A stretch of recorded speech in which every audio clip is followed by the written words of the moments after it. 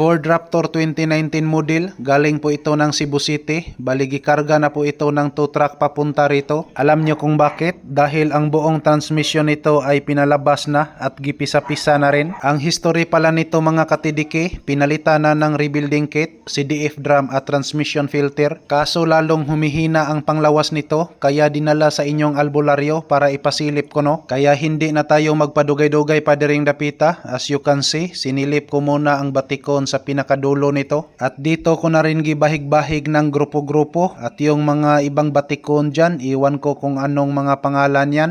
Yan, so ito po ang nakita natin ngayon mga kalbularyo sa mismong CDF drum. So mayroong gas-gas rito, yan o. So hindi masyadong klaro dito sa video, pero sa actual po nito ay gas-gas na po talaga yung mismong housing ng CDF.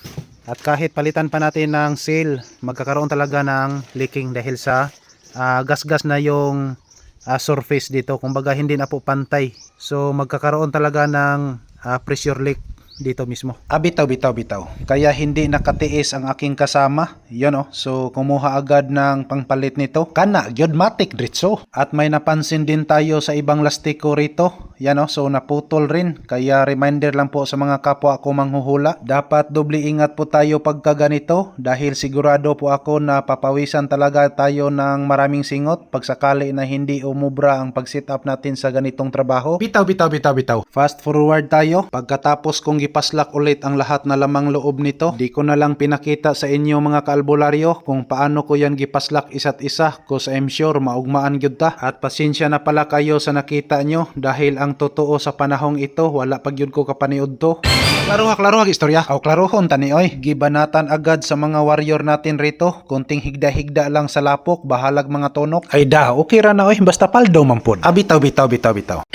Okay, so katatapos lang nating nagkabit sa buong transmission ito. At ito naman yung mga mechanic warrior natin.